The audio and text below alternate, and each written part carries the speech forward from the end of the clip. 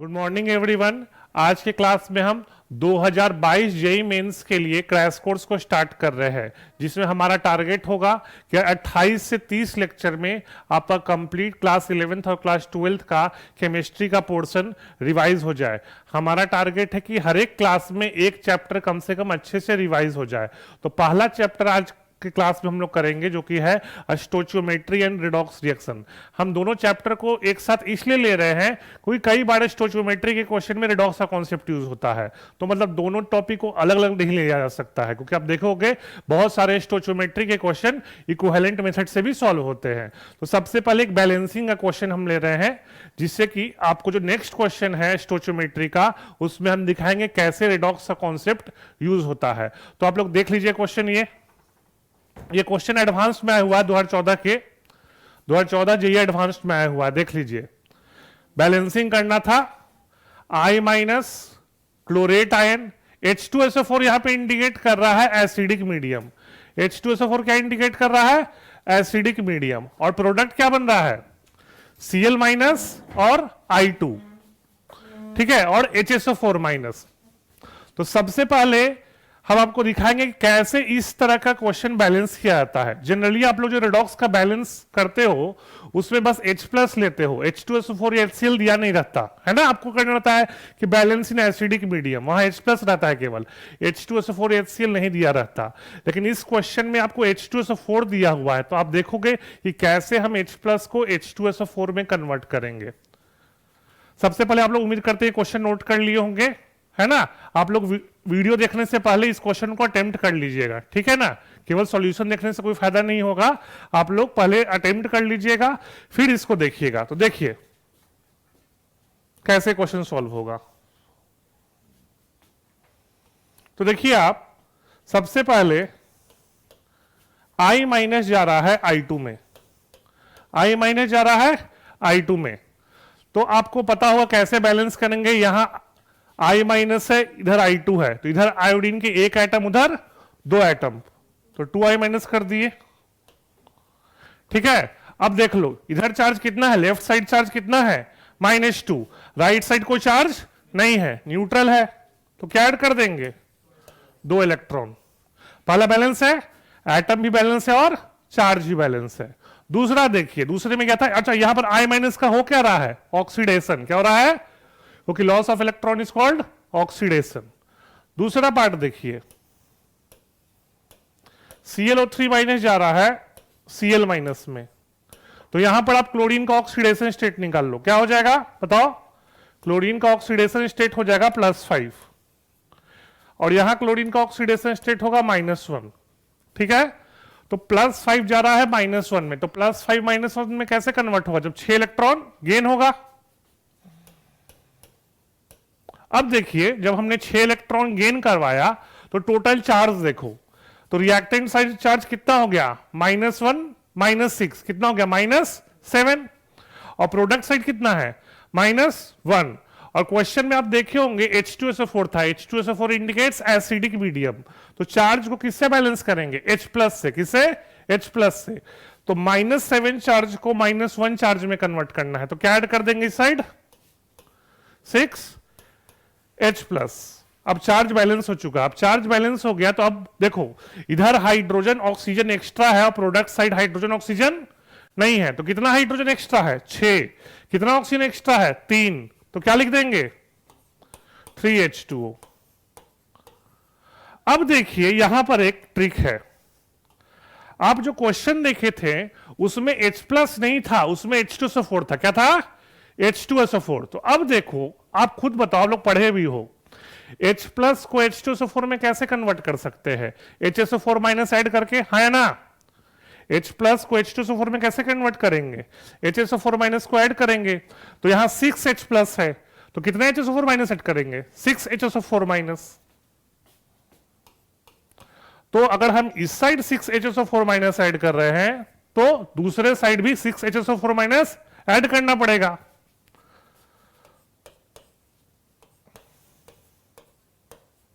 ठीक। और 6H+ और 6HSO4 माइनस मिलके क्या बना देगा? 6H2SO4। अब देखो ऊपर वाले इलेक्ट्रॉन में राइट साइड में 2 इलेक्ट्रॉन है, सेकंड वाले रिएक्शन में लेफ्ट साइड में 6 इलेक्ट्रॉन है, तो क्या करेंगे, ऊपर वाले को 3 से मल्टीप्लाई कर देंगे, ओवरऑल ऐड कर दो, आप ऐड कर दो तो क्या हो जाएगा, 6i minus 6h plus plus 6HSO4 minus 6H2SO4 ClO3 minus, इस साइड क्या हो जाएगा 3i2 plus Cl minus plus 3H2O। क्या सब कुछ बैलेंस है? देख लो सारे आइटम बैलेंस्ड है, चेक कर लीजिए एक बार। 6 आयोडीन 12 हाइड्रोजन, हाँ 6HO4 माइनस भी है, 6HSO4 माइनस भी है, 12 हाइड्रोजन, ठीक है, तो सब बैलेंस है। तो ऑप्शन चेक कर लीजिएगा, ऑप्शन में क्या क्या था, I माइनस इज ऑक्सीडाइज्ड, है ना, I माइनस ऑक्सीडाइज हो रहा है, ClO3 माइनस रिड्यूस हो रहा है, और वन ऑफ द प्रोडक्ट्स क्या है, H2O। अब ऑप्शन देखिएगा, वन ऑफ द प्रोडक्ट्स क्या है, H2O है, और HSO4 माइनस का H2SO4 कोफिशिएंट क्या है, 6, क्या है 6, ठीक है। तो उम्मीद करते हैं आपको ये क्वेश्चन क्लियर हो गया होगा, ठीक है। तो अब दूसरा क्वेश्चन देखते हैं। अगर आपको ये बैलेंसिंग समझ में आ गया तो ये इंपॉर्टेंट है बैलेंसिंग, क्योंकि जो नेक्स्ट क्वेश्चन है वो स्टोइचियोमेट्री का है, लेकिन वो बैलेंसिंग पे ही बेस्ड है। तो देखते हैं नेक्स्ट क्वेश्चन। ये क्वेश्चन देखिए, ये जेईई एडवांस 2001 में आया था, ठीक है, और बहुत अच्छा क्वेश्चन था। आप लोग तो पढ़िए इस क्वेश्चन को, 2 मिनट आपको हम टाइम दे रहे हैं, फिर इसको हम डिस्कस करेंगे। पढ़िए इस क्वेश्चन को आप लोग 2 मिनट।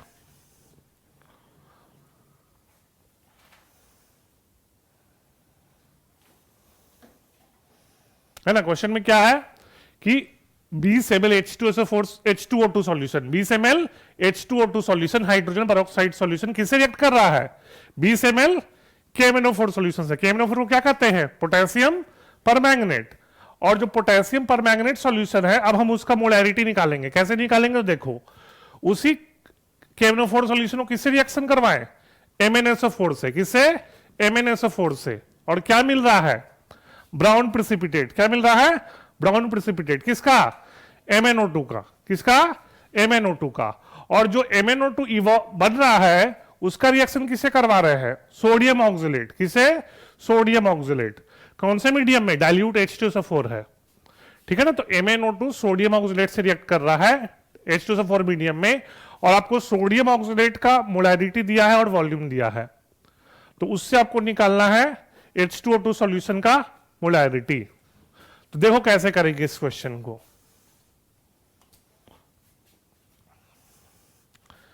इसमें आपको रेडॉक्स और स्टोइचियोमेट्री दोनों का कॉन्सेप्ट यूज होगा। तो देखिए, KMnO4 H2O2 के साथ रिएक्ट करता है, क्वेश्चन में दिया है एसिडिक मीडियम। यहां पर हम रिएक्शन का बेसिक बैलेंसिंग कर देंगे, कंप्लीट बैलेंसिंग आप कर लेना, आपको बैलेंसिंग बता दी है कैसे करना है, तो हम यहां पे बेसिक बैलेंसिंग कर देंगे। तो देखो, आपको पता होगा, क्लास 12th में D&F ब्लॉक में भी पढ़े होंगे, और आपको 11th में पढ़ाया गया होगा कि एसिडिक मीडियम में KMnO4 किस में कन्वर्ट होता है, Mn2+ में। किसमें, Mn2+ में। और KMnO4 H2O2 किसमें ऑक्सीडाइज कर देता है, O2 में। किसमें, O2 में, ठीक है। ये पहला रिएक्शन हुआ। अब देखो यहां पे हम ऑक्सीडेशन स्टेट चेक करेंगे, तो Mn का +7 है, ऑक्सीजन का -1, Mn का +2 और ऑक्सीजन का 0। तो देखो Mn कहां जा रहा है, +7 से +2, तो चेंज कितना हुआ, 5, ऊपर 5 लिख देते हैं। H2O2 कैसे जा रहा है, ऑक्सीजन कैसे जा रहा है, -1 से 0, तो एक एटम के लिए चेंज कितने का हुआ, 1 का। और H2O2 में ऑक्सीजन कितना एटम है, 2, तो टोटल चेंज कितना हो गया, 2। तो आपको बताया, अगर आप ऑक्सीडेशन नंबर मेथड पढ़ोगे बैलेंसिंग का, तो चेंज को क्या करते हैं, है ना, एक्सचेंज कर देते हैं ना कोफिशिएंट से। तो मतलब क्या है, KMnO4 का कोफिशिएंट 2 होगा और H2O2 का कोफिशिएंट 5 होगा। H2O2 कोफिशिएंट 5 होगा। ये पहला रिएक्शन है। ये क्या है, पहला रिएक्शन। अब देखो, हमको अब इस KMnO4 का मोलैरिटी निकालना है। हमको इस KMnO4 का मोलैरिटी निकालना है। तो अब क्या कर रहे हैं, इसको, इस KMnO4 को हम रिएक्ट करवा रहे हैं MnSO4 से। किससे? MnSO4 से।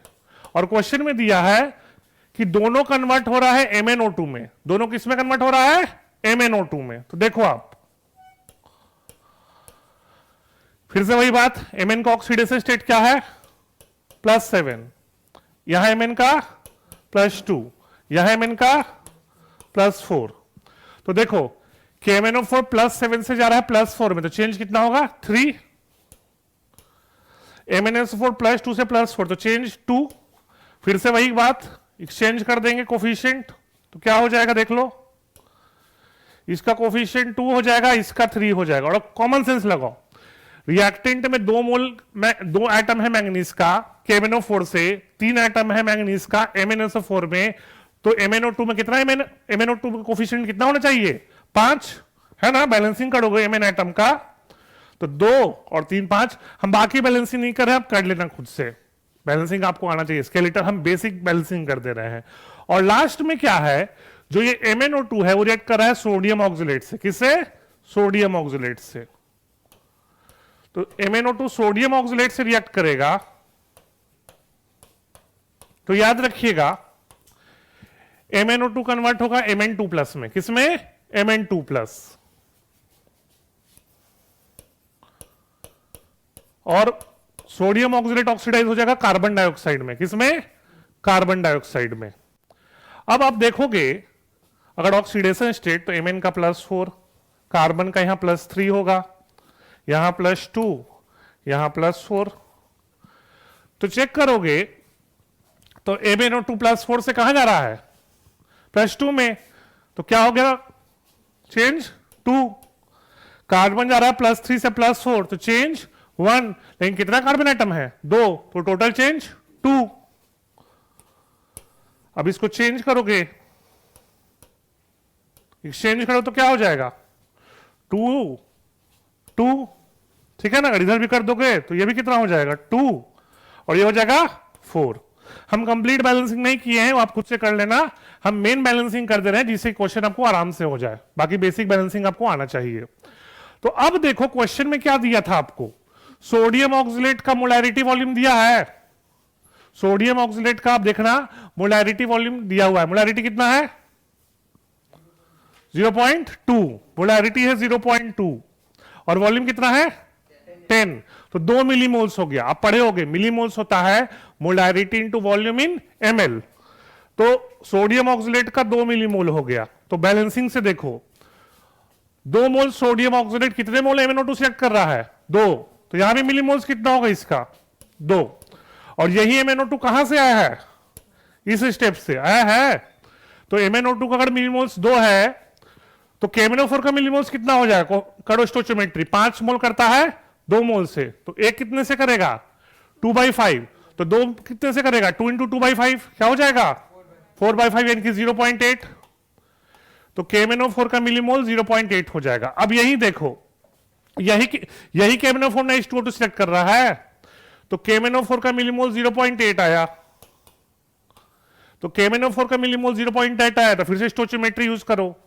2 कितने से कर रहा है? 5 से। तो 1 कितने से करेगा? 5/2 से। तो 0.8 कितने से करेगा? 5/2 × 0.8 कर दो, कितना आ गया? 2। तो 2 मिलीमोल H2O2 का आया। और क्वेश्चन में देखना 20 ml H2O2 है। क्वेश्चन में कितना है? 20 ml। 20 ml H2O2 है और 2 मिलीमोल है। तो मोलैरिटी क्या हो जाएगा पता है ना आपको? मिलीमोल्स अपॉन वॉल्यूम इन ml। तो क्या हो गया? 0.1। 0.1। तो देखो ये तो हम क्वेश्चन किए स्टोइचियोमेट्री से, मोल कॉन्सेप्ट से। अब बहुत लोग क्या करते हैं और आदत है उनका, इसको इक्विवेलेंट से करते। किससे करते? इक्विवेलेंट से। तो देखो इक्विवेलेंट में आप क्या करोगे कि यहां सोडियम ऑक्सलेट का तो इनफैक्टर 2 है, सोडियम ऑक्सलेट का इनफैक्टर 2 है, और सोडियम ऑक्सलेट का कितना मिलीमोल्स है? 2। तो नंबर ऑफ मिली इक्विवेलेंट क्या होता है? Number of millimoles into n-factor, यही ना होता है। नंबर ऑफ मिली इक्विवेलेंट क्या होता है? Number of millimoles into n factor. तो देखो कैसे करते हैं आप। अब बताते क्या गलती था उसमें। 2 मिलीमोल है सोडियम ऑक्सलेट के, तो 2 × 2 4 मिली इक्विवेलेंट हो जाएगा, है ना? ये मिली इक्विवेलेंट वाला हम बता रहे हैं। तो अब इसका 4 मिली इक्विवेलेंट, तो इसका भी 4, इसका भी अब क्या बोल देते 4, तो इसका भी क्या बोल देते, बोलो 4, है ना। MnO2 इसी से डाल रहा है ना, 4। इसका भी क्या करते फिर, बोलो, फिर इसका जब 4 आ गया तो इसका भी क्या बोलते 4, तो इसका भी क्या बोलते 4। और H2O2 का 4 मिली इक्विवेलेंट है, और n फैक्टर H2O2 क्या होता है 2, तो मिलीमोल्स कितना बोल देते 2, तो बोलते सर आंसर तो सेम आ गया, आंसर सेम आ गया ना। लेकिन इसमें गलती है, क्या गलती है आप देख लो। एक चीज ध्यान रखना, आपने बोला कि जो MnO2 का मिली इक्विवेलेंट इस स्टेप में है वही MnO2 का मिली इक्विवेलेंट इस स्टेप में, ये गलत है। आप बोलोगे क्यों, ध्यान से देखना। इस स्टेप में MnO2 का n फैक्टर क्या है, 4 से जा रहा है +2 में, तो n फैक्टर क्या है 2, है ना। लेकिन इस स्टेप में MnO2 देखो +4 से, अगर प्रोडक्ट पॉइंट ऑफ व्यू से देखोगे तो +4 से +7 में गया और +4 से +2 में गया, तो MnO2 के रिस्पेक्ट में रिएक्टेंट डिस्प्रोपोर्शनेट कर गया, है ना। MnO2 के रिस्पेक्ट में रिएक्टेंट डिस्प्रोपोर्शनेट कर गया। तो अगर आप n फैक्टर का बात करते तो देखो 4 से 7 और 4 से 2, तो आपको डिस्प्रोपोर्शनेशन में n फैक्टर का फॉर्मूला होता है n1 n2 upon n1 plus n2। तो क्या हो जाता 4 to 7 चेंज 3, 4 से 2 चेंज 2, और 4 + 2 6। तो MnO2 का n फैक्टर क्या आता 6/5। ये आपको पता होना चाहिए, डिस्प्रोपोर्शनेशन रिएक्शन में n फैक्टर क्या होता है n1 n2 upon n1 plus n2। तो देखो इसमें MnO2 का n फैक्टर 2 है, इसमें 6/5 है। तो एक चीज ध्यान रखना, बहुत इंपॉर्टेंट है, अगर आप दो डिफरेंट रिएक्शन के बोलोगे कि ये इक्विवेलेंट सेम तो ये इक्विवेलेंट सेम, वो तभी एप्लीकेबल होता है जब दोनों स्टेप में n फैक्टर क्या हो सेम। इस पॉइंट को ध्यान रखना। यहां एडवांस ने जानबूझ के इस तरह का डेटा सेट किया था कि आंसर सेम हो जाए। तो भले ही ये सब्जेक्टिव क्वेश्चन था, 2001 में आया था, तो भले ही इक्विवेलेंट सबका आंसर सेम आया होगा, नंबर तो आपको 0 ही मिला होगा। समझ रहे हो, जो बच्चे इक्विवेलेंट इस क्वेश्चन किए होंगे और n फैक्टर का वेरिएशन नहीं कंसीडर किए होंगे उनको 0 मार्क्स मिला होगा। तो फिर से बोल रहा है, इक्विवेलेंट मेथड में आप नंबर ऑफ इक्विवेलेंट्स तभी इक्वेट करना जब दोनों स्टेप में n फैक्टर क्या हो सेम। फिर देखो यहां पर, अब आप बोलोगे कि सर जो यहां पे n इक्विवेलेंट है वही यहां पे भी है, यहां भी वही गलती, क्यों गलती बताओ। इस स्टेप में MnO4 का n फैक्टर क्या है +7 से क्या इसमें गया +4 में, तो n फैक्टर क्या है 3। और इस स्टेप में क्या है MnO4 +7 से +2, तो n फैक्टर क्या हो गया 5। तो देख रहे हो ना, इसमें भी n फैक्टर दोनों स्टेप में सेम नहीं है। तो देखो 2 बार गलती हो गया। तो इस तरह का डेटा था कि दोनों बार गलती करके सही आ गया। समझ रहे हो हम क्या बोल रहे हैं। तो फिर से बोल रहे हैं, इस क्वेश्चन का ट्रिक यही है कि आप इक्विवेलेंट मेथड में दोनों स्टेप के इक्विवेलेंट को तभी इक्वेट करना जब दोनों स्टेप में n फैक्टर क्या हो सेम। इस पॉइंट को आप ध्यान रखिएगा, इसीलिए क्वेश्चन बता रहे हैं कि जनरली आप रेडॉक्स या स्टोइचियोमेट्री के क्वेश्चन को मोल कॉन्सेप्ट के मेथड से ही करना, आप इक्विवेलेंट मेथड से करना। तो इस चीज को इंश्योर करना कि n फैक्टर दोनों स्टेप में क्या है सेम, नहीं तो n फैक्टर अलग अलग है तो आप इक्विवेलेंट को डायरेक्टली इक्वेट नहीं कर सकते। ठीक है, ठीक। अच्छा, अभी जो हम क्वेश्चन सॉल्व किए थे उसमें जो हम बताए थे आप लोग को MnO2, तो MnO2 के रिस्पेक्ट में जो n फैक्टर होता था वो होता था n1 n2 upon n1 plus n2। तो यहां पे थोड़ा सा मिस्टेक हो गया था, n1 n2 है, n1 है 3, n2 है 2, तो n1 प्लस n2 5 होगा, 6 नहीं होगा, तो इसको 5 कर दीजिए। यहां पे सही है, यहां 6 को 5 कर दीजिएगा। ठीक है, तो अब हम लोग वर्कशीट डिस्कस करना शुरू करते हैं। जो लोग रिकॉर्डिंग देख रहे हैं उनको हम बता दे रहे हैं, वर्कशीट आपको डिस्क्रिप्शन में अटैच्ड है PDF फाइल में, ठीक है ना। तो पहले आप वर्कशीट सॉल्व कर लीजिए तभी रिकॉर्डिंग आगे देखिएगा आप लोग, ठीक है ना। फिर से बता रहे हैं, जो लोग रिकॉर्डिंग देख रहे हैं वर्कशीट आपको डिस्क्रिप्शन में अटैच्ड है, उसको सॉल्व करके ही रिकॉर्डिंग देखिए आप, ठीक है। तो फिर तो आज 2 वर्कशीट अटैच्ड है स्टोइचियोमेट्री रेडॉक्स का। पहले हम लोग रेडॉक्स का वर्कशीट डिस्कस करते हैं। तो देखिए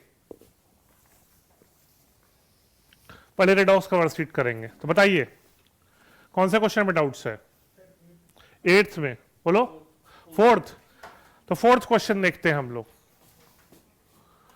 फोर्थ क्वेश्चन, हाँ अच्छा क्वेश्चन है ये। देखो एसिडिक मीडियम है, तो आपको पता है एसिडिक मीडियम में KMnO4 कन्वर्ट होता है Mn2+ में। तो KMnO4 में Mn का ऑक्सीडेशन स्टेट +7 है, Mn2+ में +2 है, तो चेंज क्या हो जाएगा 5, ठीक है। और फिर दिया है आयरन 2 ऑक्सिलेट यानी कि फेरस ऑक्सिलेट। तो ध्यान रखना KMnO4 एक स्ट्रॉन्ग ऑक्सीडाइजिंग एजेंट है, तो फेरस ऑक्सिलेट को आप ऐसे सोच सकते हो Fe2+ + C2O4 2-, ठीक है, इन दोनों कॉम्बिनेशन। आयरन 2 ऑक्सिलेट को आप सोच सकते हो फेरस आयन और ऑक्सिलेट आयन का कॉम्बिनेशन। तो इसको ट्रीट करेंगे ऑक्सीडाइजिंग एजेंट से यानी कि KMnO4 से, तो Fe2+ कन्वर्ट होगा Fe3+ में और ऑक्सिलेट कन्वर्ट हो जाएगा कार्बन डाइऑक्साइड में। तो आप ऑक्सीडेशन स्टेट से चेक कर लो, यहां आयरन +2, यहां कार्बन +3, यहां आयरन +3 और यहां कार्बन +4। तो आयरन +2 से +3 में गया तो चेंज 1, और कार्बन +3 से +4 में गया तो चेंज 1, लेकिन 2 कार्बन है ना, तो टोटल चेंज 2 हो जाएगा। ऑक्सिलेट के लिए एन फैक्टर 2 हो जाएगा, आयरन 2+ के लिए एन फैक्टर 1 हो जाएगा, तो टोटल एन फैक्टर क्या हो गया 3। क्या हो गया 3। तो अब हम लोग इक्विवेलेंट यूज कर देंगे। पता है ना कोई भी रिएक्शन रेडॉक्स रिएक्शन में नंबर ऑफ इक्विवेलेंट्स क्या होते हैं सेम। तो 1 मोल KMnO4 है, इन फैक्टर KMnO4 का 5 है, तो 1 × 5, और फेरस ऑक्सिलेट का x मोल्स है और इसका इन फैक्टर क्या आया था 3, तो x क्या आ जाएगा 5/3। किसी को इस क्वेश्चन में दिक्कत?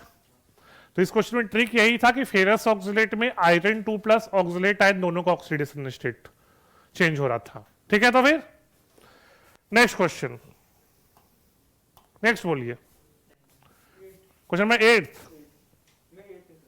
क्वेश्चन नंबर 8 थोड़ा सा यहां पर आपको रेडॉक्स का नहीं थर्मोडायनेमिक्स का क्वेश्चन है, तो आपको पता होगा, ये तो इतना बेसिक आइडिया होगा कि कोई रिएक्शन तभी स्पॉन्टेनियस होगा जब डेल्टा G नोट क्या हो जाए नेगेटिव, डेल्टा G नोट क्या हो जाए नेगेटिव। तो आपको इतना तो पता होगा, ये 10th में भी पढ़े होंगे, जिंक ऑक्साइड कार्बन से रिएक्ट करता है तो मिलता है Zn+CO, ये पता है, ये तो 10th पॉइंट ऑफ व्यू से कर रहे हैं। अब हम इसमें थर्मोडायनेमिक्स का डेटा देखते हैं, डेटा से क्या होता है। तो ZnO किस साइड है रिएक्टेंट में ना, और जो डेटा दिया है क्वेश्चन में उसमें प्रोडक्ट में ZnO है, तो उसको रिएक्शन क्या कर देंगे उल्टा कर देंगे। तो रिएक्शन को उल्टा कर देंगे तो डेल्टा G नोट क्या हो जाएगा पॉजिटिव यानी कि 360, और कार्बन किस साइड है लेफ्ट साइड है, कार्बन जो हम रिएक्शन लिखे उसमें लेफ्ट साइड है, और क्वेश्चन में भी किस साइड है लेफ्ट साइड है, मतलब उस रिएक्शन में कोई चेंज नहीं करना, मतलब डेल्टा G नोट भी एज इट इज रह जाएगा। तो कार्बन वाले का डेल्टा क्या है -460, तो क्या है -100, तो डेल्टा G नोट -100 किलोजूल पर मोल आ गया, यानी कि डेल्टा G नोट नेगेटिव है ना, तो डेल्टा G नोट है तो मतलब स्पॉन्टेनियस है। ये तो खैर 10th से भी कर सकते थे, जिंक ऑक्साइड को कार्बन रिड्यूस कर देता है, ये आप 12th में मेटलर्जी पढ़े हो उसमें भी पढ़ना था, है ना, कार्बन रिडक्शन पढ़ना था ना। तो अगर आपको मान लो थर्मोडायनेमिक्स का बेसिक आइडिया नहीं था तो भी आप सोच सकते थे, है ना, ठीक है। तो कोई क्वेश्चन दिक्कत इसमें? चलो, लेकिन फिर भी एग्जाम में चेक कर लिया कीजिएगा, है ना, आपको पता होगा तो भी डेटा चेक कर लिया कीजिएगा, कई बार धोखा हो जाता है ना। नेक्स्ट बोलिए रेडॉक्स का 10th वाला, 10th अच्छा, हाँ 10th अच्छा क्वेश्चन देखो, 10th देखो क्वेश्चन में है 2 कंपाउंड दिया है NH3 CrOX, और Cr के ऊपर रोमन में 5 दिया है, सॉरी 4 दिया है। तो रोमन में 4 का मतलब पढ़े हो ऑक्सीडेशन स्टेट होता है, क्या होता है ऑक्सीडेशन स्टेट, और दूसरा है K3CrO5, K3CrOY दिया है।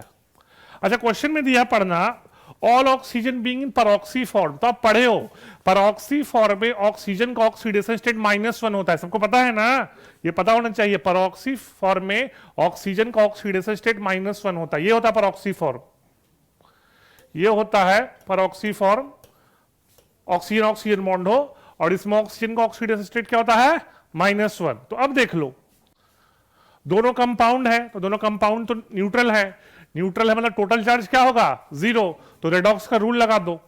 अमोनिया न्यूट्रल मॉलिक्यूल है ना, तो उस पर चार्ज क्या होगा 0, तो 0 इंटू 3 कर दो। क्रोमियम में क्या दिया है 4, और ऑक्सीजन का -1 है ना, तो -1 इंटू एक्स कर दो, इक्वल टू क्या हो जाएगा 0।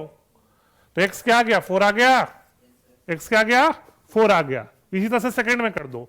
पोटेशियम तो +1 चार्ज होता है, तो क्या हो जाएगा +1 इंटू 3, क्रोमियम का 5 दिया है तो +5, ऑक्सीजन का -1 है तो y इंटू -1 इक्वल टू 0 कर दो।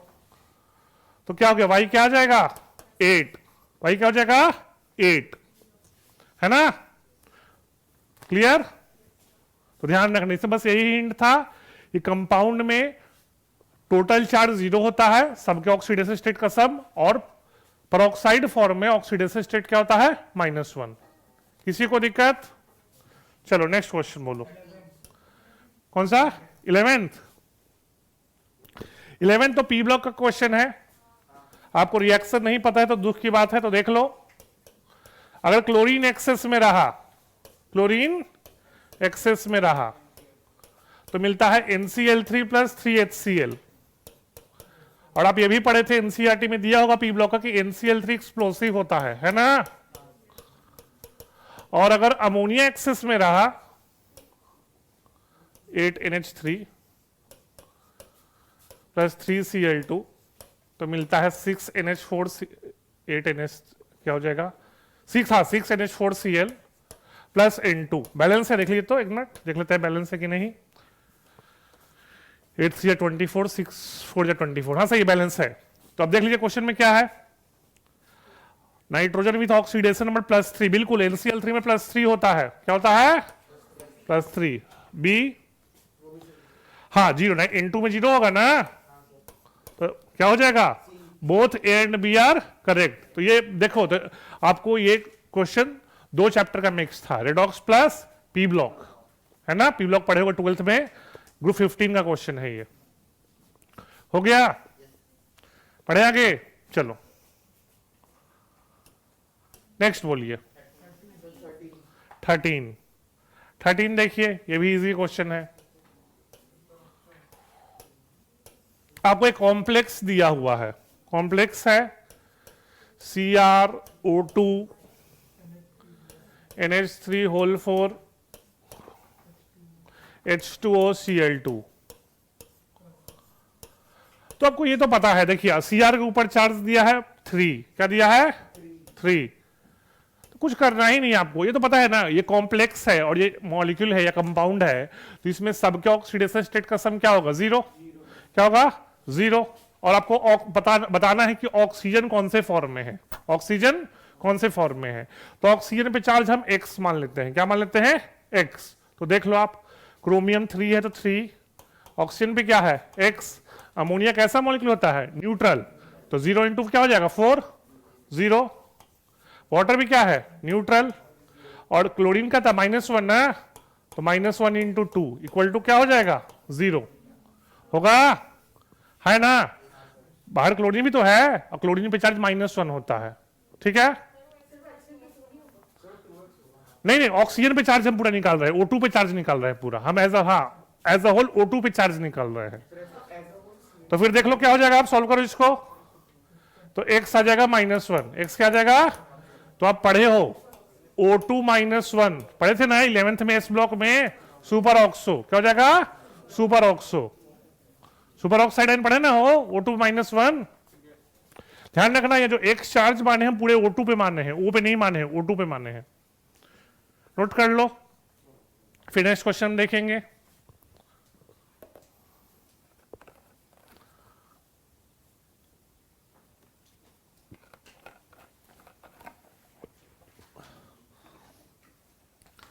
नेक्स्ट क्वेश्चन बोलिए, रिडॉक्स के हो गए, कौन सा 7th, हाँ 7 देखिए सिंपल है। क्वेश्चन में लिखा है 7th में 1 मोल HNO3 4 मोल इलेक्ट्रॉन गेन कर रहा है। तो सिंपल देखिए, आपको उतना नहीं सोचना है, आप ऐसे सोचिए HNO3 में नाइट्रोजन का ऑक्सीडेशन स्टेट क्या होता है +5, तो जब नाइट्रोजन +5 से 4 इलेक्ट्रॉन गेन करेगा तो प्रोडक्ट में उसका ऑक्सीडेशन स्टेट क्या हो जाएगा +5 -4 इक्वल टू +1। तो आपको देखना है कि कौन से ऑप्शन में नाइट्रोजन का ऑक्सीडेशन स्टेट +1 है, तो वो होगा N2O में। किसमें? N2O में। आपको पता है N2O में नाइट्रोजन का ऑक्सीडेशन स्टेट +1 है। कोई और ऑप्शन है +1 वाला? नहीं, ऐसे ही हो गया। क्लियर? इसी में 21 रेडॉक्स में 20 देखिए, हाँ 20 देखिए। अगर आप एनसीईआरटी बुक को अच्छे से सॉल्व करते हो तो ये क्वेश्चन रेडॉक्स के सॉल्व एग्जांपल का है। रेडॉक्स का सॉल्व एग्जांपल में क्वेश्चन है और इस तरह क्वेश्चन एडवांस में भी आता है। तो प्लीज एनसीईआरटी बुक का एग्जांपल्स भी देख लिया कीजिएगा अच्छे से। देख लो क्या है 20। तो Pb3O4 है, याद रखना इसको रेड लेड कहते हैं और ये मिक्स्ड ऑक्साइड होता है। क्या होता है? PbO प्लस PbO2, 2 मोल PbO होता है, 2 मोल मतलब मिक्स्ड ऑक्साइड है। क्या है? Mixed oxide. Pb का ऑक्सीडेशन स्टेट इसमें +2 भी होता है और +4 भी होता है। ठीक है, तो जब तुम HNO3 से रिएक्शन करवाओगे ना तो ये रिएक्शन होता है। ये रिएक्शन दिया हुआ एनसीईआरटी में, हो जाएगा PbNO3 whole twice 2PO plus PbO2 plus 2H2O। तो जो PbNO3 होल ट्वाइस आया है वो बना है जब PbO रिएक्ट किया HNO3 से। किसे रिएक्ट किया? PbO HNO3 से। ठीक है ना? और PbO2 तो रिएक्ट किया ही नहीं। ठीक है ना? तो दोनों ऑक्साइड आ गया ना। PbO अलग बात है, PbO वाला पार्ट किसमें कन्वर्ट हो गया? PbNO3 होल ट्वाइस में। अच्छा कोई बताओ कि Pb और HNO3 के बीच रिएक्शन को क्या कहेंगे हम? ये रेडॉक्स रिएक्शन नहीं है, ये एसिड बेस रिएक्शन है। क्या है? HNO3 एक एसिड है और PbO एक बेस है, सॉल्ट बन गया।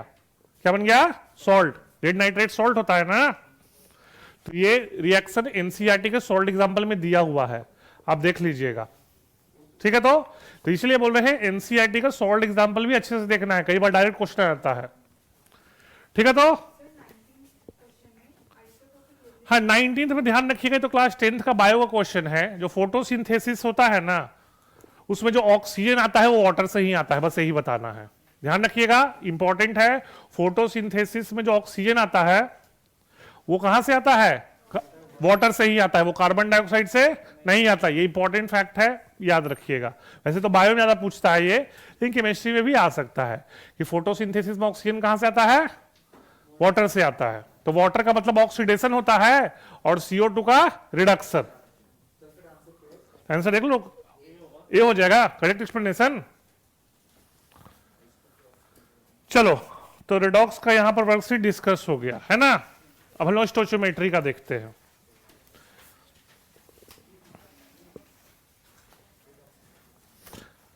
अच्छा, बाकी जो लोग बाकी क्वेश्चन सॉल्व कर किए होंगे और उसका रिकॉर्डिंग देख रहे होंगे, आपको आंसर की चाहिए होगा तो आप मांग लीजिएगा। ठीक है, डिस्क्रिप्शन में बिना सॉल्व किए हुए आंसर की नहीं मिलेगा आपको, है ना। जब आप सॉल्व कर लीजिएगा तो डिस्क्रिप्शन में कमेंट में पूछ सकते हैं कि वेयर इज द आंसर की, आपको आंसर की मिल जाएगा। ठीक है, हाँ अब स्टोइचियोमेट्री का बोलो, कौन सा? 6th। चलो 6 देखते हैं। 6 देखो, हाँ 6 है, पार्ट्स पर मिलियन ना है। देखो क्वेश्चन में है 200 ppm CCO3 है, CaCO3। तो अब डिफिनेशन आपको पता है, ppm होता क्या है? पार्ट्स पर मिलियन, यानी कि 200 ग्राम कैल्शियम कार्बोनेट है 10⁻6 ग्राम सॉल्यूशन में, 10⁻6 ग्राम सॉल्यूशन में। पर मिलियन होता है ना, और 1 मिलियन होता है 10⁻6, मतलब 200 ग्राम कैल्शियम कार्बोनेट है 10⁻6 ग्राम सॉल्यूशन में। और पूछ क्या रहा है? Mass percentage. तो इंटू क्या कर दोगे? 100 इंटू 100 कर दो, खत्म हो गया क्वेश्चन, है ना। तो हो जाएगा 2 इंटू 4 जीरो गायब हो जाएगा ना, 2 into 10⁻2 which is equal to 0.02%, है ना। बोलो क्वेश्चन नंबर 2। चलो चलो 1 मिनट, शांत शांत। क्वेश्चन नंबर 2 में देख लो, ये आपको रिएक्शन पता होना चाहिए कि कार्बन डाइऑक्साइड जब रेड हॉट ग्रेफाइट से रिएक्ट करता है तो कार्बन मोनोऑक्साइड देता है। क्या देता है? कार्बन मोनोऑक्साइड, ठीक है ना। क्वेश्चन में दे रहा है कि दोनों का मिक्सचर में CO2 और CO है और उसका 1 मोल है। कितना है? 1 मोल। तो हम CO2 का x मोल मान लेते हैं। कितना मान लेते हैं? x। तो ओरिजिनल मिक्सचर में CO कितना हो जाएगा? 1 - x होगा। अब स्टोचियोमेट्री से देखो, 1 मोल CO2 कितना CO दे रहा है? 2। तो x कितना देगा? 2x देगा। और CO पहले से कितना बचा हुआ है? 1 - x। तो टोटल मोल CO कितना हो जाएगा? 1 - x प्लस 2x। ये मोल से CO का। और क्वेश्चन में दिख रहा है जो गैस है उसका HTP पे है वॉल्यूम 33.6। तो मोल्स कितना हो जाएगा? 33.6 upon 22.4 which is equal to 1.5। तो सॉल्व कर लोगे तो x आ जाएगा 0.5। क्या जाएगा? 0.5। खत्म हो गया क्वेश्चन। 2 हो गया। 2 में कोई दिक्कत? चलो कौन सा क्वेश्चन? 5th। चलो 5th बताते हैं।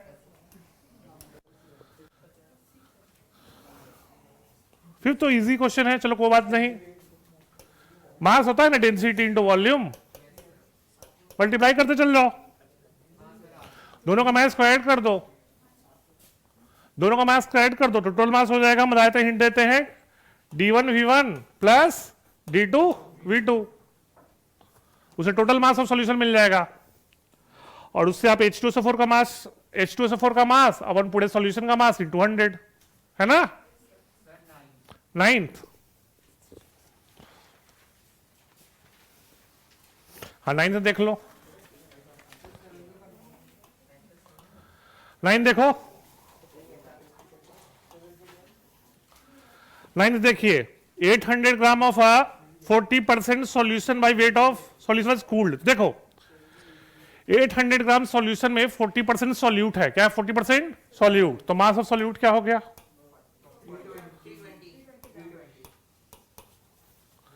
800 का 40% निकाल लो, 320 ग्राम। ठीक है। अब क्वेश्चन दिख रहा है कि सॉल्यूशन कूल किए और 100 ग्राम ऑफ सॉल्यूट प्रेसिपिटेट कर गए। तो अब सॉल्यूट क्या है? New mass of solute. New mass of solute हो जाएगा 320 minus 100 which is equal to 220 gram होगा।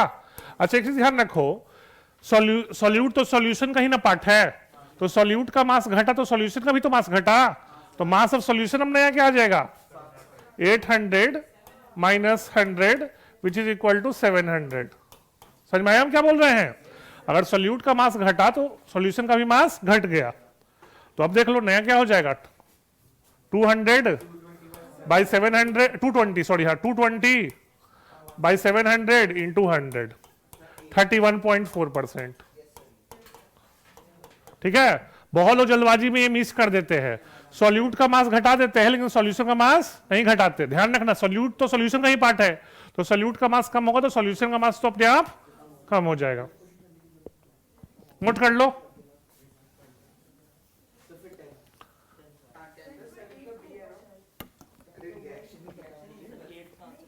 बात है पूछना। अब कौन सा क्वेश्चन है? 10th में देखो, ये क्लास 11th के एस ब्लॉक में आपको बताए थे हम कि ग्रुप 1 का कार्बोनेट एक्सेप्ट लिथियम डिकम्पोज नहीं करता। याद रखना, group 1 carbonates except lithium do not decompose on heating. तो रिएक्शन में कौन कौन पार्टिसिपेट करेगा? KHCO3। हीट करो तो क्या हो जाएगा? K2CO3 plus CO2 plus H2O। अच्छा, और K2CO3 पार्टिसिपेट नहीं करेगा, Li2CO3 करेगा। K2CO3 एज इट इज रह जाएगा क्योंकि group 1 carbonates except lithium do not decompose on heating. तो Li2CO3 को हीट कर दो तो मिल जाएगा Li2O प्लस CO2। अब देखें क्वेश्चन क्या है। 1 मोल ऑफ ईच ऑफ, तो देख लो इसका 1 मोल, इसका कितना देगा स्टोचियोमेट्री से? हाफ। इसका 1 मोल, इसका 1। अच्छा, K2CO3 को हीट करने पे कोई इफेक्ट होने वाला नहीं है। तो टोटल मोल्स कितना हो जाएगा? 1 plus 1/2 which is equal to 1.5। तो इसको याद रखिएगा, group 1 carbonates except lithium do not decompose on heating. मतलब K2CO3 हीट करने पे डिकम्पोज नहीं करेगा, नोट कर लीजिए।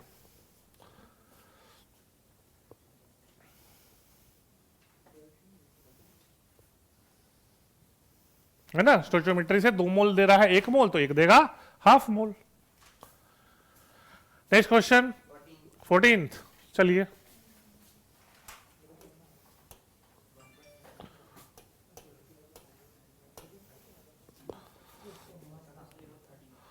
देखिए 14 में आप पढ़े होंगे कि इक्विवेलेंट मास होता क्या है। कोई भी मेटल का इक्विवेलेंट मास वो मास होता है जो 8 ग्राम ऑक्सीजन से कंबाइन करे, जो 8 ग्राम ऑक्सीजन से कंबाइन करे। तो क्वेश्चन में देखो, same amount of metal combines with 0.4 gram of oxygen. 14, अच्छा 14 बता रहे हो, सॉरी एक मिनट, 13 भी था, चलो 13 भी बताते हैं, 13 भी देख लो, 13 भी देख लो, 13 जो हम बता रहे थे अभी, 13 भी देख लो, ठीक है। तो वही चीज है कि same amount of metal combines with 0.4 gram of oxygen and 4 gram of halogen. तो मतलब जब मेटल का मास सेम लिए हैं तो मेटल का इक्विवेलेंट भी तो सेम होगा। तो यानी कि जो इक्विवेलेंट ऑक्सीजन का है वही इक्विवेलेंट हेलोजन का होगा। और ऑक्सीजन का इक्विवेलेंट वेट 8 ग्राम होता है, ये पता होना चाहिए आपको। ऑक्सीजन का इक्विवेलेंट वेट कितना होता है? 8 ग्राम। तो 0.4 अपॉन 8, और हेलोजन का हम मान लेते हैं x। तो सॉल्व कर लो, क्या हो जाएगा x? 80 ग्राम। क्या हो जाएगा? 80 ग्राम। समझ में आया ना? क्योंकि equivalent of metal equal to equivalent of oxygen equal to equivalent of halogen. और क्वेश्चन में दिया है दोनों का सेम मास मेटल यूज कर रहे हैं, तो जब सेम मास मेटल यूज कर रहे हो तो सेम इक्विवेलेंट भी यूज कर रहे हो। तो ध्यान रखना, equivalent of metal equal to equivalent of oxygen equal to equivalent of oxygen और हेलोजन। और ऑक्सीजन की इक्विवेलेंट मास कितना होता है? 8 ग्राम। ध्यान रखना, ऑक्सीजन की इक्विवेलेंट मास 8 ग्राम होता है। हो गया? नेक्स्ट बोलो। 14 देख लो। Equivalent mass of a metal is double that of oxygen. तो ऑक्सीजन का तो 8 होता है, तो मेटल क्या हो जाएगा? 16। How many times is the equivalent? ये तो इजी क्वेश्चन है। मेटल का इक्विवेलेंट मास 16 है, ऑक्सीजन का 8 होता है, तो ऑक्साइड क्या हो जाएगा? 16 + 8 24। ये ध्यान रखना, equivalent mass of metal oxide होता है equivalent mass of metal plus equivalent mass of oxygen. ये ट्रिक याद रखिएगा। Equivalent mass of metal oxide होता है equivalent mass of metal plus equivalent mass of oxygen. और मेटल का कितना दिया है? मेटल को 16 निकाल ही लिए हैं, तो रेशियो क्या हो जाएगा? 24 upon 16 which is equal to 1.5। ठीक है ना? तो इसको ध्यान रखना कि equivalent mass of metal oxide होता है equivalent mass of metal plus equivalent mass of oxygen. Note कर लो।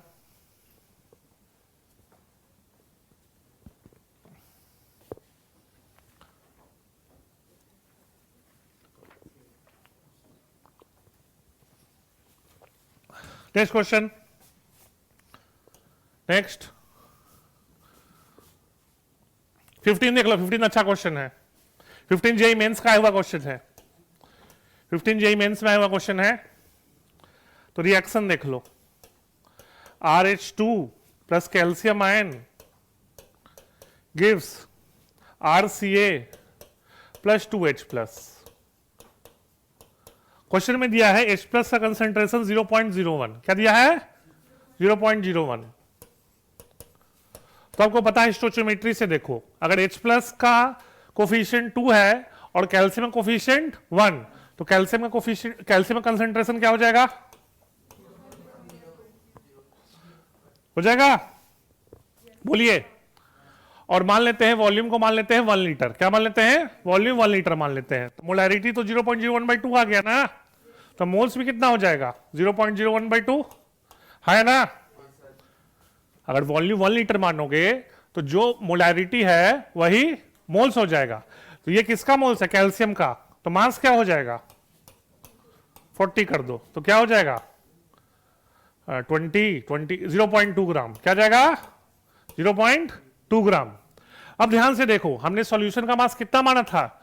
सॉल्यूशन का वॉल्यूम कितना माना था? 1 लीटर। तो आपको पता है वाटर के लिए 1 लीटर इक्वल टू होता है 1000 ml इक्वल टू होता है 10⁻³ ग्राम होता है। वाटर का डेंसिटी 1 ग्राम पर ml होता है ना। तो कितना हो जाएगा 10 का पावर 3 ग्राम। तो खुद देखो आप लॉजिकली सोचो, पार्ट्स पर मिलियन पूछ रहा है, 10 का पावर 3 ग्राम सॉल्यूशन में कैल्शियम कितना है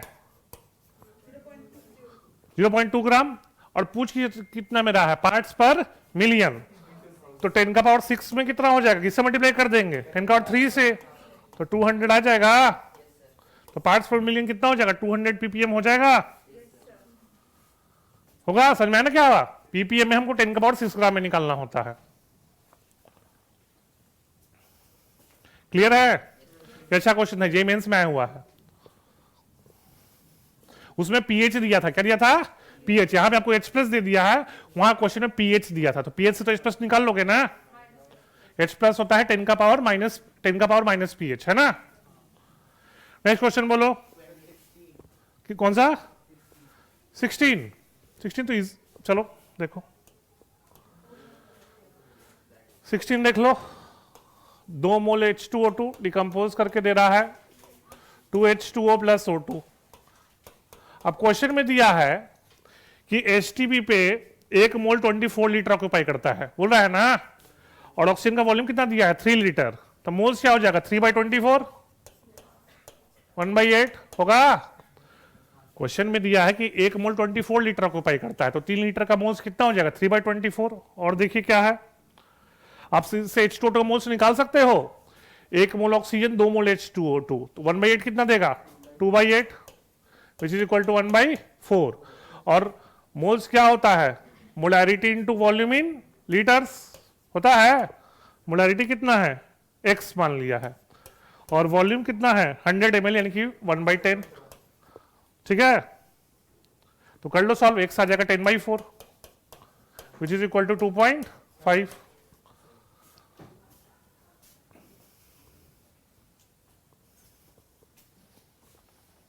ठीक है, तो इसमें यही ट्रिक था क्वेश्चन में कि एचटीपी का वॉल्यूम 22.4 लीटर की जगह 24 लीटर दे दिया था। ऑब्वियस है आप पढ़े हो, वो एचटीपी पे तो कंडीशन होता है 0 डिग्री सेल्सियस और 1 एटमॉस्फेयर प्रेशर, तो प्रेशर टेम्परेचर चेंज करोगे तो 1 मोल गैस का वॉल्यूम भी चेंज करेगा।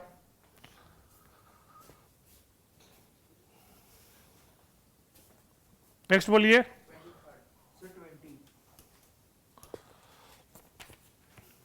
20, तो इजी है, चलो फिर बता देते हैं, देख लो KMnO4 जा रहा है K2MnO4 में, यही ना है क्वेश्चन में, तो Mn का ऑक्सीडेशन स्टेट यहाँ +7 है, यहाँ +6 है, तो n फैक्टर क्या आ गया 1, और नॉर्मेलिटी क्या होता है मोलैरिटी इंटू n फैक्टर हो जाएगा अब, है ना, मतलब n फैक्टर 1 है तो जो मोलैरिटी है वही नॉर्मेलिटी हो जाएगा, और मोलैरिटी क्या होता है number of moles of solute upon volume of solution in litres हो जाएगा। और KMnO4 का मोलर मास 158 होता है, आप सॉल्व कर लीजिएगा, KMnO4 का मोलर मास होता है 158 ग्राम।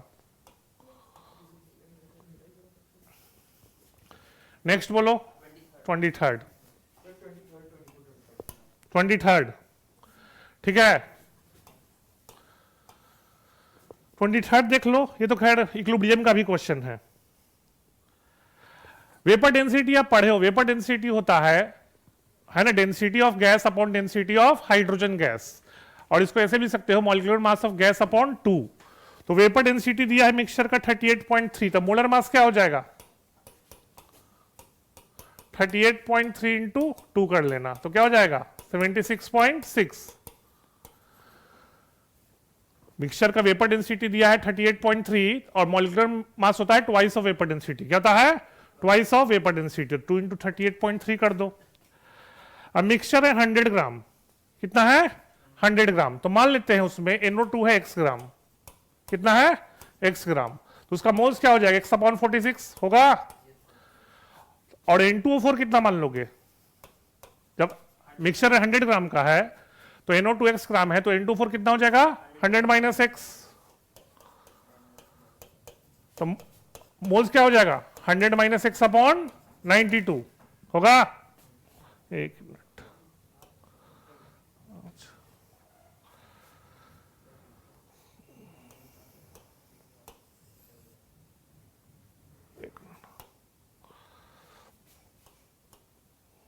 ठीक है, तो मोल्स हो गए आपको। और एवरेज मोलिकुलर मास क्या होता है? Total mass upon total moles. तो टोटल मास कितना है? 100 ग्राम ना। टोटल मास कितना है? 100। और टोटल मोल्स कितना है? x/46 plus 100 minus x upon 92। यही ना होता है average molecular mass, total mass upon total moles. तो NO2 का मोल्स था x अपॉन 46, N2O4 का मोल्स था 100 माइनस x अपॉन 92। तो टोटल मास 100 है, टोटल मोल्स निकाल लिए, विच इज इक्वल टू क्या हो जाएगा डिवाइड करके 76.6। x सॉल्व कर लेना, उससे क्वेश्चन हो जाएगा।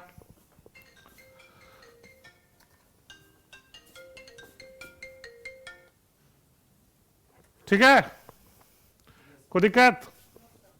ठीक है, तो फिर आज के लिए इतना ही, ठीक है ना। तो नेक्स्ट क्लास में आप लोग स्ट्रक्चर ऑफ एटम अच्छे से रिवाइज करके आइएगा। नेक्स्ट क्लास में हम लोग स्ट्रक्चर ऑफ एटम का क्वेश्चन करेंगे, ठीक है ना। और जो लोग आंसर की चाहिए आप मांग लीजिएगा, डिस्क्रिप्शन में नंबर दिया हुआ है या कमेंट में भी मांग सकते हैं, आंसर की मिल जाएगा, ठीक है ना। तो आज के लिए इतना ही, थैंक यू।